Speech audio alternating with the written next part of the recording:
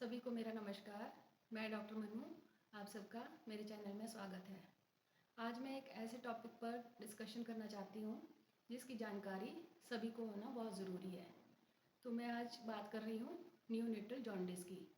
Neonatal jaundice को नवजात शिशु पीलिया भी कहा जाता है और जब बच्चे का बिलिरुबिन 5 मिलीग्राम पर डीएल से ज़्यादा होना शुरू हो जाए ब्लड टेस्ट में, तो उसे नियोनेटल जॉन्डिस की श्रेणी में रखा जाता है। तो एज के अकॉर्डिंगली जो नियोनेटल जॉन्डिस है वो 3-4 टाइप में डिवाइड किया जाता है। तो फर्स्ट डे का जॉन्डिस जो होता है वो बच्चे में फेस में येलोइश डिस्कलरेशन शुरू हो जाती है और फर्स्ट डे जो आइज़ में डिस्कलरेशन है वो पता नहीं चलती क्योंकि बच्चे की आइज़ क्लोज होती हैं। और ये जो फर्स्ट डे जॉन्डिस होता है ये इंट्रायूट्रिन जो इन्फेक्शन है बच्चे में या मदर को, उसकी वजह से या मदर ने कोई मेडिसिन ली हो प्रेगनेंसी के दौरान, और अगर मदर और बच्चे के ब्लड ग्रुप में इनकम्पैटिबिलिटी हो, इसकी वजह से फर्स्ट डे जॉन्डिस होता है। सेकंड और थर्ड डे का जो जॉन्डिस है वो बर्थ एस्फिक्सिया की वजह से या सेफेलोमाटोमा की वजह से या सेप्टिसीमिया या अम्बिलिकल कॉर्ड के कोई इन्फेक्शन की वजह से सेकंड थर्ड डे जॉन्डिस शुरू हो जाता है। 4 to 7 डे का जो जॉन्डिस होता है वो सेप्टिसीमिया से या बाइल डक्ट के एट्रीजिया से होता है। और इसके बाद भी अगर जॉन्डिस रहता है तो वो पाइलोरिक स्टेनोसिस से या सेप्टिसीमिया से होता है। तो अब हम बात करते हैं कि प्री टर्म और टर्म बच्चे में किस टाइप से ये जॉन्डिस होता है। तो जो टर्म बेबीज़ होते हैं उनमें 15 to 17 मिलीग्राम पर डीएल तक जो बिलिरुबिन है वो नॉर्मल गिना जाता है। इसके लिए उसको कोई किसी ट्रीटमेंट की ज़रूरत नहीं होती। पर जो प्री टर्म बेबीज़ होते हैं उनमें अगर बिलिरुबिन 10 से ज़्यादा शुरू हो जाए तो उसमें फोटोथेरेपी की ज़रूरत पड़ जाती है। तो इसके बाद हम बात करते हैं कि ये कितने टाइप का होता है। तो जो नियोनेटल जॉन्डिस है ये फिजियोलॉजिकल और पैथोलॉजिकल, ये 2 टाइप का होता है। जो फिजियोलॉजिकल जॉन्डिस है वो प्री टर्म में फर्स्ट डे शुरू हो जाता है और फुल टर्म बेबीज़ में सेकेंड डे से शुरू होता है और ये 5th डे तक इसकी पीक जाती है और 10th डे तक नॉर्मल हो जाते हैं। ये सेल्फ लिमिटिंग है, इसमें किसी ट्रीटमेंट की ज़रूरत नहीं पड़ती।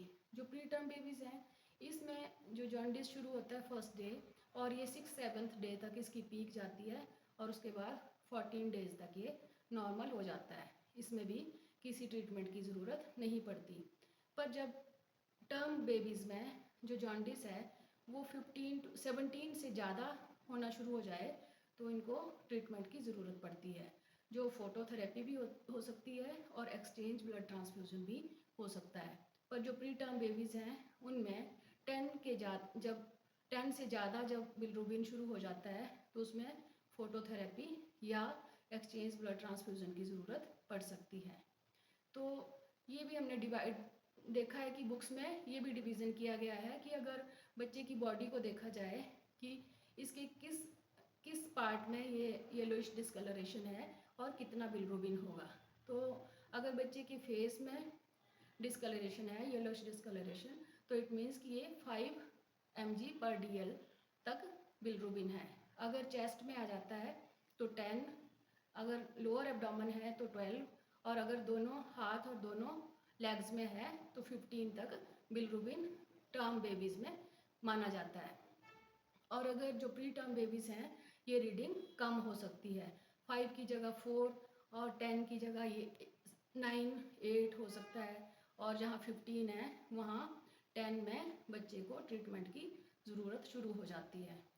तो जब हम बेबीज़ की ट्रीटमेंट करते हैं तो वो ठीक हो जाते हैं, परंतु कई बेबीज़ में ये जल्दी ट्रीटमेंट शुरू नहीं हो पाता और उनका जो इनडायरेक्ट बिलिरुबिन है टर्म बेबीज़ में वो 20 तक चला जाता है और जो प्री टर्म बेबीज़ हैं उसमें 13-14 इनडायरेक्ट अगर बिलिरुबिन हो तो उनको एक्सचेंज ब्लड ट्रांसफ्यूजन की ज़रूरत हो जाती है, क्योंकि इस स्टेज में वो कर्निक्ट्रस में बदल जाता है और उसे बिलिरुबिन एनसेफेलोपैथी भी कहते हैं। क्योंकि बिलिरुबिन एनसेफेलोपैथी जब होना शुरू हो जाती है तो ब्लड ब्रेन बैरियर को बिलिरुबिन जो है क्रॉस कर लेता है और ब्लड के बेसल गैंग्लियन में, टर्म बेबीज़ में और प्री टर्म में ये क्रेनियल नर्व्स में या थैलेमस में ये डिपॉजिट हो जाता है।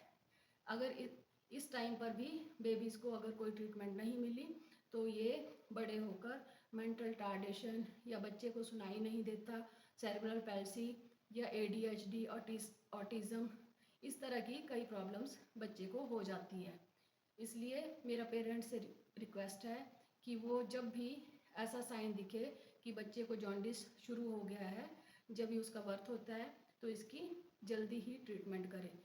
ट्रीटमेंट में हम फोटोथेरेपी देते हैं। फोटोथेरेपी 24 to 48 आवर्स दी जाती है और उसमें 12 आवर्स के गैप में बिलिरुबिन का टेस्ट किया जाता है। इसे इंटरमिटेंट फोटोथेरेपी भी दे सकते हैं और कॉन्टीन्यूस भी दे सकते हैं। अगर इन फोटोथेरेपी से भी अगर बच्चे को ठीक उसका बिलिरुबिन ना आए तो उसको एक्सचेंज ब्लड ट्रांसफ्यूज़न करना पड़ता है। और कई बेबीज़ में जब ये एक्सचेंज ब्लड ट्रांसफ्यूज़न के बाद भी कई प्रॉब्लम्स रह जाती हैं, जो बड़े होकर उसको कर्निक्टरस बन जाता है और कर्निक्टरस की वजह से उसको कई मेंटल प्रॉब्लम्स हो जाती हैं। इसलिए पेरेंट्स से मेरे आग्रह है कि वो बच्चे को जब भी पीलिया हो उसे अपने साथ के या फैमिली डॉक्टर से सलाह ज़रूर लें। उसकी जो भी ट्रीटमेंट बनती है, फोटोथेरेपी है या एक्सचेंज ट्रांसफ्यूज़न है, उसको करवाएं ताकि इन गंभीर बीमारियों से बच्चे को फ्यूचर में बचाया जा सके।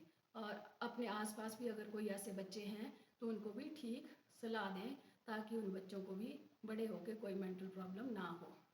तो आपको मेरा वीडियो कैसा लगा ज़रूर बताएं और आप नेक्स्ट क्या देखना चाहते हैं वो भी मुझे कमेंट करके ज़रूर लिखें ताकि मैं नेक्स्ट में वो कमेंट देखकर कोशिश करूँगी आपका वीडियो बनाने की। तो इसी के साथ ही नेक्स्ट वीडियो के साथ मिलेंगे। Thank you.